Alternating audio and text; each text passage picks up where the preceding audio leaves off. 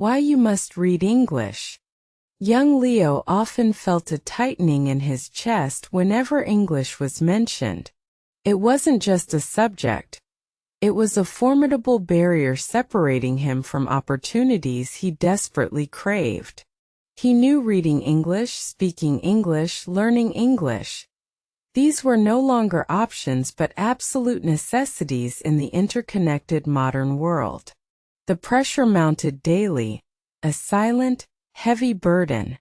His dreams of global adventures, of understanding foreign films without subtitles, of effortlessly conversing with people from diverse cultures, all hinged on this one elusive skill. He would see others chatter fluently, their words flowing like a river, while he stumbled over basic phrases, feeling profoundly inadequate and incredibly isolated in his quiet struggle. The initial motivation was purely academic, a requirement for his future career path. Yet, it quickly transformed into something far more personal, a quest for self-improvement and genuine connection. He realized that merely passing in an exam wouldn't suffice. True fluency was the key to unlocking a world of possibilities and personal growth he deeply desired to experience. Leo's initial attempts were fraught with frustration and self-doubt. He'd pick up an English textbook, only to find himself overwhelmed by complex grammar rules and unfamiliar vocabulary. The sheer volume of information felt like an insurmountable mountain, making him question if he truly possessed the capacity to ever master such a demanding language adequately. He would spend hours poring over dictionaries, trying to memorize long lists of words, only to forget them by the next morning. This method, he soon discovered, was both inefficient and incredibly disheartening. His mind felt like a leaky bucket, unable to retain the precious drops of knowledge he so diligently tried to pour into it constantly. The daily struggle was real, a constant battle against procrastination and the nagging voice of discouragement. There were days he felt like giving up, days when the progress seemed non-existent, and the effort felt utterly wasted. Yet, a deeper part of him, fueled by his aspirations, refused to surrender entirely. One evening, a friend, noticing his silent despair, suggested a different approach.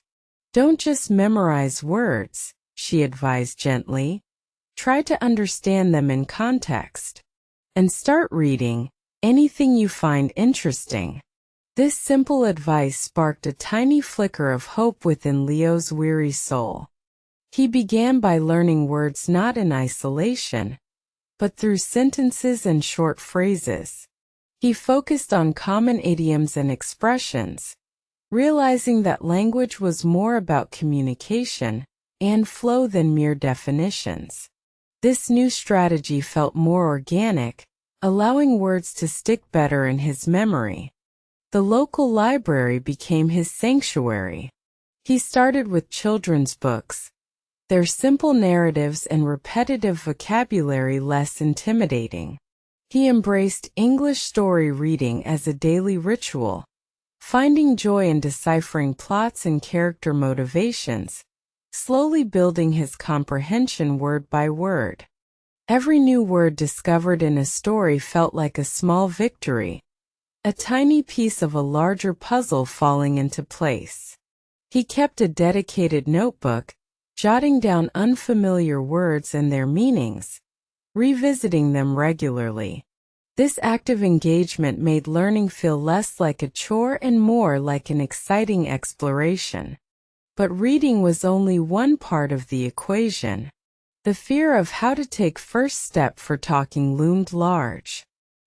His throat would constrict, and his mind would go blank whenever he anticipated speaking English. The prospect of making mistakes in front of others felt paralyzing and deeply embarrassing. His friends suggested practicing simple self-talk. "Narrate your day to yourself in English," she encouraged. Describe what you see, what you eat, what you feel. No pressure. Just practice forming sentences internally. This private exercise was less daunting, allowing him to build confidence gradually. He started small, whispering descriptions of his morning routine, the taste of his breakfast, the weather outside. It felt awkward at first, almost silly, but he persisted. Slowly, the English words began to form more naturally in his mind, paving the way for eventual verbal expression. The next step was incredibly brave: joining an online English language exchange group. His heart pounded before his first virtual meeting. He knew he had how to talk in English, but the fear of stuttering or mispronouncing words was almost overwhelming, yet he logged in anyway. His first few interactions were painfully slow, filled with long pauses and hesitant phrases. He often relied on a translation app, feeling sheepish. But the kind, patient nature of the other learners, many of whom were also struggling, provided a comforting environment for him. They shared their daily struggle stories, their triumphs and setbacks, creating a bond of camaraderie. Leo realized he wasn't alone in his journey. This shared vulnerability encouraged him to open up more, little by little, letting go of his inhibitions about speaking. He learned the importance of active listening, trying to grasp the gist of conversations, even if he didn't understand every single word. This helped him focus on context, rather than getting bogged down by individual vocabulary gaps, making discussions feel less overwhelming. He started asking simple questions, then answering with short phrases. The key was consistency, showing up for every session, even on days he felt tired or unmotivated. Each spoken word, no matter how brief, was a significant step forward in his linguistic development. The how to learn words strategy also evolved. He started using flashcards, both physical and digital, incorporating spaced repetition systems. He linked new words to images or personal experiences, making them more memorable and easier to recall during conversations. Beyond memorization, he began to practice using new vocabulary and sentence construction, creating his own examples. This active application solidified his understanding and made the words truly his own. He understood that passive learning was simply not enough for true mastery. To improve his pronunciation, he started mimicking native speakers from YouTube videos and podcasts. He would repeat phrases, focusing on intonation and rhythm, attempting to sound more natural. This vocal practice significantly boosted his speaking confidence over time. He discovered that immersing himself in English media, movies, TV shows, music was not just entertainment but a powerful learning tool. Subtitles were his initial crutch, but he gradually trained himself to understand without them, pushing his comprehension boundaries. The joy of understanding a complex plot twist in a movie, or singing along to a song with full comprehension, became powerful motivators. These small victories reinforced his belief that his persistent efforts were indeed yielding tangible and rewarding results. His daily struggle continued, but the nature of it shifted. It was no longer about overwhelming fear but about consistent effort and gradual refinement. He embraced the process, understanding that fluency was a marathon, not a quick sprint to the finish line. There were still frustrating moments, like misinterpreting a joke or struggling to articulate a complex thought. But instead of letting these setbacks derail him, he viewed them as valuable learning opportunities, prompts to review and improve his understanding. He joined an English book club, a more advanced step from his initial solo reading. This pushed him to discuss literature, formulate opinions, and defend arguments in English, further developing his critical thinking and verbal expression skills effectively. The discussions were challenging, requiring him to draw upon his expanding vocabulary and grammatical knowledge. He often prepared notes beforehand, outlining key points he wanted to make, ensuring he could contribute meaningfully to the lively conversations. This interactive environment greatly accelerated his how to talk in English progress.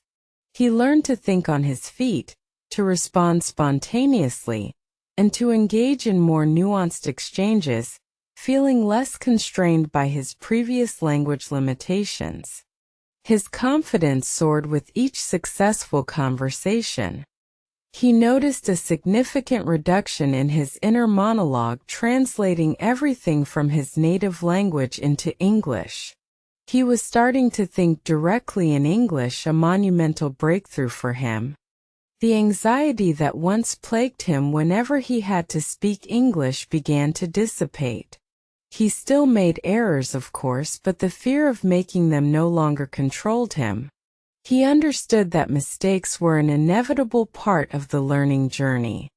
He started volunteering for roles that required English communication, pushing himself out of his comfort zone. This practical application of his skills in real-world scenarios was invaluable for consolidating his learning and building fluency. From helping tourists with directions to assisting at international events, these experiences provided authentic context for him to practice. Each interaction, no matter how brief, contributed to his growing confidence and linguistic dexterity in practical settings. The initial question, "Why you must read English, learn English?" had transformed from a distant concept into a living, breathing reality for Leo. He saw firsthand the doors that language proficiency could open, both personally and professionally for him. He began writing short stories and journal entries in English, further solidifying his grasp of grammar and expanding his active vocabulary.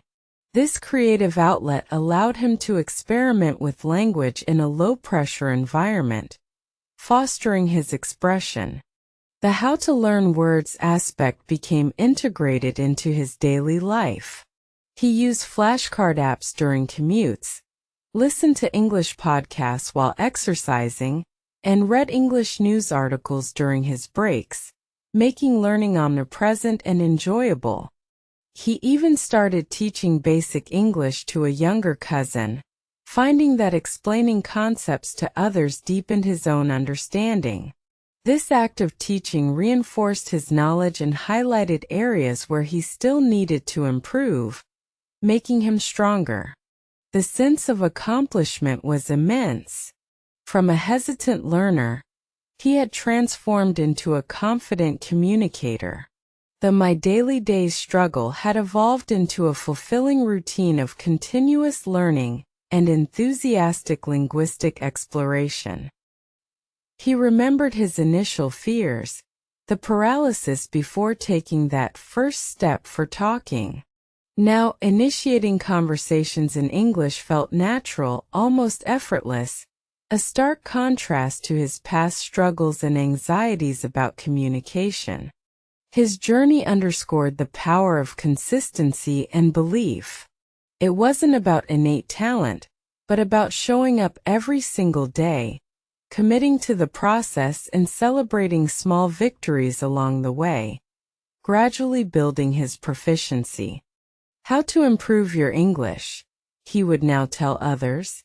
It's about relentless exposure, active practice, and embracing every mistake as a stepping stone, not a failure. It's a marathon of consistent effort and unwavering dedication. He often looked back at the piles of English story reading books he had devoured. Each page, each chapter, represented hours of dedication and countless new words absorbed, building the foundation of his fluency and comprehension skills diligently. Those stories weren't just tales. They were windows into different cultures, different perspectives, broadening his worldview alongside his vocabulary. They made the learning process enjoyable and intrinsically rewarding, fostering a love for the language. His command of English opened up new career prospects, allowing him to apply for international roles he previously only dreamed of. Professional doors once firmly shut, now swung wide open, presenting exciting opportunities he was eager to seize. More importantly, it enriched his personal life.